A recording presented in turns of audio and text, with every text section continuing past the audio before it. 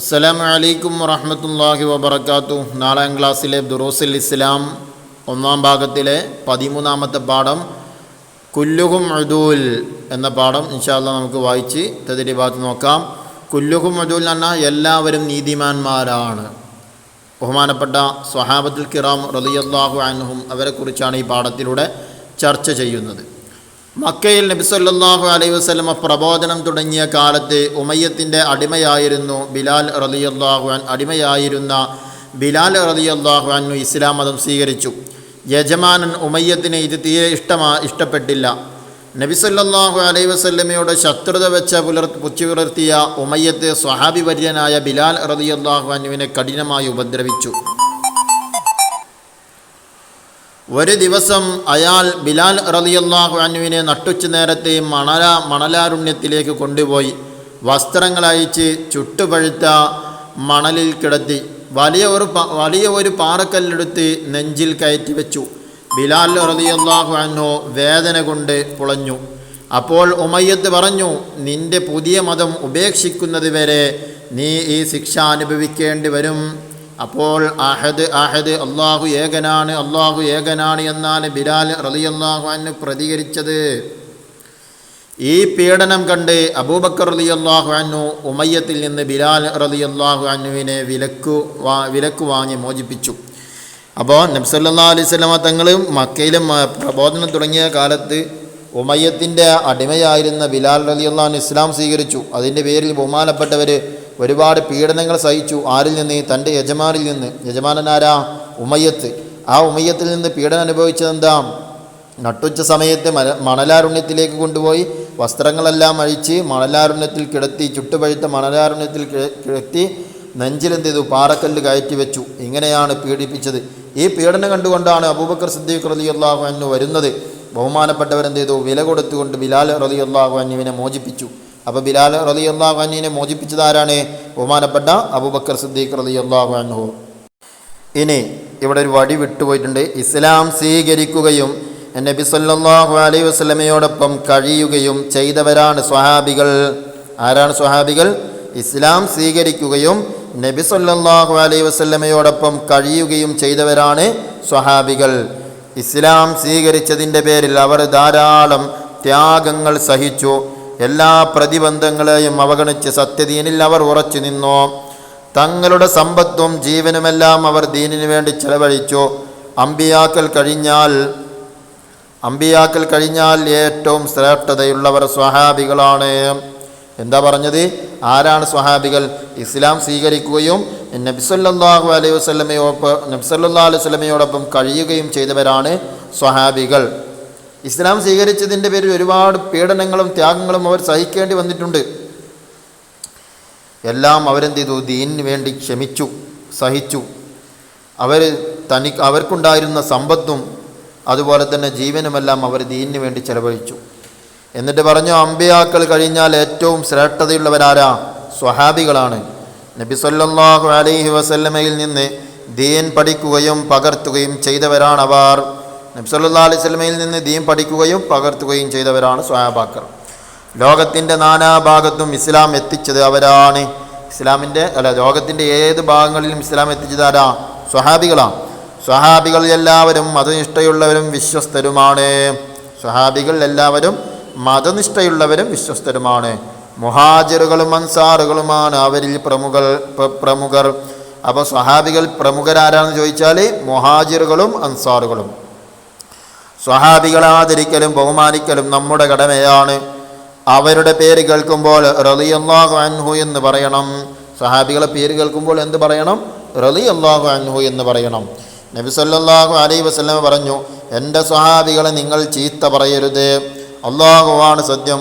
ഉഹദ് മലയോളം സ്വർണം നിങ്ങൾ സദഖ ചെയ്താൽ പോലും അവർ ഒരു മുദ്ദ സദഖ ചെയ്തതിൻ്റെ സ്ഥാനത്തെത്തുകയില്ല.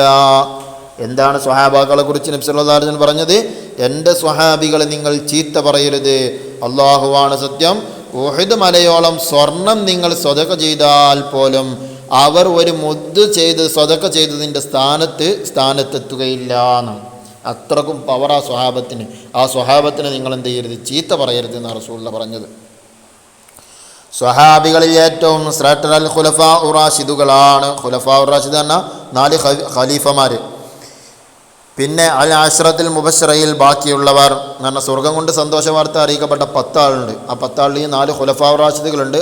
അവർ ആ 4 ഖുലഫാ റാഷിദുകൾ അല്ലാത്തവരാണ് സ്വഹാബികളുടെ കൂട്ടത്തിൽ പിന്നെ ഏറ്റവും ശ്രേഷ്ഠം. അപ്പോൾ ആ ഏറ്റവും കൂടുതൽ ശ്രേഷ്ഠതയുള്ളവർ ഖുലഫാ റാഷിദുകൾ, പിന്നെ അശ്റത്തുൽ മുബശ്ശരീങ്ങളിൽ ബാക്കിയുള്ളവർ, പിന്നെ ബദറിൽ പങ്കെടുത്തവർ, ഉഹദിൽ പങ്കെടുത്തവർ, ബൈഅത്തുർ റിദ്വാനിൽ പങ്കെടുത്തവർ എന്നിങ്ങനെയാണ് അവരുടെ ശ്രേഷ്ഠതാക്രമം. അപ്പോൾ സ്വഹാബത്തിൻ്റെ ശ്രേഷ്ഠതാക്രമമാണ് പറഞ്ഞത്. ആദ്യം ഖുലഫാ റാഷിദ്, പിന്നെ അശ്റത്തുൽ മുബശ്ശറയിലെ ബാക്കിയുള്ളവർ, പിന്നെ ബദറിൽ പങ്കെടുത്തവർ, ഉഹദിൽ പങ്കെടുത്തവർ, ബൈഅത്തുർ റിദ്വാനിൽ പങ്കെടുത്തവർ. സ്വഹാബികളെ പിൻപറ്റി ജീവിക്കുന്നവരിൽ അല്ലാഹു തആല നമ്മെ ഉൾപ്പെടുത്തട്ടെ. ആമീൻ. റളിയല്ലാഹു അൻഹും വറളു അൻഹു. അല്ലാഹു അവരെയും അവർ അല്ലാഹു തആലയും തൃപ്തിപ്പെട്ടിരിക്കുന്നു. ഇനി നമുക്ക് തദ്രീബാത്ത് നോക്കാം. ഒന്നാമത്തേത് നുൻഷിദു വനഫം, പാടി മനസ്സിലാക്കാനാണ്, ബൈത്ത് ചൊല്ലിയിട്ട് മനസ്സിലാക്കാനുള്ളതാണ്. നമ്മളെ യാക്രമയിൽ ഇമാം ബൂസൂരി റളിയല്ലാഹു അൻഹു രചിച്ച ബുർദയുടെ അവസാനത്തിലുള്ള യാക്രമ, ആ യാക്രമയിലെ അവസാനത്തെ വരികളിൽപ്പെട്ട 2 വരിയാണ് കൊടുത്തിട്ടുള്ളത്.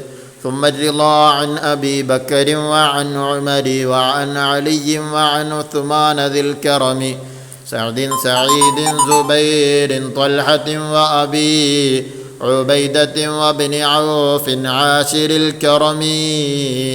ആ ബൈത്ത് എന്താണ് നമ്മൾ ചെയ്യേണ്ടത്? പദ്യത്തിൽ പറഞ്ഞ സ്വർഗം കൊണ്ട് സന്തോഷ വാർത്ത ലഭിച്ച സ്വഹാബികളുടെ പേരുകൾ എഴുതുക.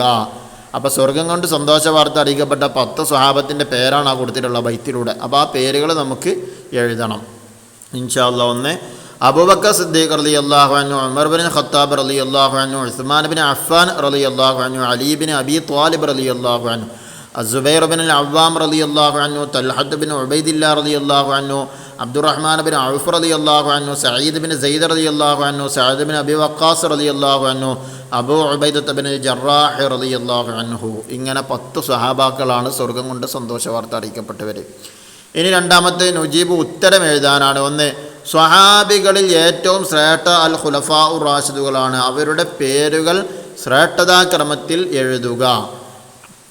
അബൂബക്കർ സിദ്ദീഖ് റളിയല്ലാഹു അൻഹു, ഉമർ ബിൻ ഖത്താബ് റളിയല്ലാഹു അൻഹു, ഉസ്മാൻ ബിൻ അഫ്ഫാൻ റളിയല്ലാഹു അൻഹു, അലി ബിൻ അബി ത്വാലിബ് റളിയല്ലാഹു അൻഹു. ഇനി രണ്ടാമത്തേത് ആരാണ് സ്വഹാബികൾ? ആൻസർ: ഇസ്ലാം സ്വീകരിക്കുകയും നബിയോടൊപ്പം കഴിയുകയും ചെയ്തവരാണ് സ്വഹാബികൾ. 3 സ്വഹാബികളുടെ പേര് കേൾക്കുമ്പോൾ എന്ത് പറയണം? ആൻസർ: റളിയല്ലാഹു അൻഹു എന്ന് പറയണം. ഇനി 4 ബിലാൽ റളിയല്ലാഹു അൻഹുവിൻ്റെ യജമാനൻ ആരായിരുന്നു? ആൻസർ: ഉമയ്യത്ത്. 5 എന്തിൻ്റെ പേരിലാണ് ബിലാൽ റളിയല്ലാഹു അൻഹുവിന് പീഡനമേൽക്കേണ്ടി വന്നത്? ആൻസർ: ഇസ്ലാം സ്വീകരിച്ചത് കൊണ്ട്. 6 ബിലാൽ റളിയല്ലാഹു അൻഹുവിനെ രക്ഷപ്പെടുത്തിയത് ആര്? ആൻസർ: അബൂബക്കർ സിദ്ദീഖ് റളിയല്ലാഹു അൻഹു. 7 സ്വഹാബികളുടെ മഹത്വത്തെക്കുറിച്ച് നബി സല്ലല്ലാഹു അലൈഹി വസല്ലം എന്ത് പറഞ്ഞു? ആൻസർ: എൻ്റെ സ്വഹാബികളെ നിങ്ങൾ ചീത്ത പറയരുത്, അല്ലാഹുവാണ് സത്യം. ഉഹദ് മലയോളം സ്വർണം നിങ്ങൾ സ്വതക്ക ചെയ്താൽ പോലും അവർ ഒരു മുദ്ദ സ്വതക്ക ചെയ്തതിൻ്റെ സ്ഥാനത്തെത്തുകയില്ല. ഉഹദ് മലയോളം, ലാമിന് ഫത്തഹ് കൊടുക്കണം, മലയോളം. ഓക്കെ. ഇനി 3 നുഇദ് ഫിഖ്റ, ഖണ്ഡിക തയ്യാറാക്കാനുള്ളതാണ്. സ്വഹാബികളുടെ മഹത്വം.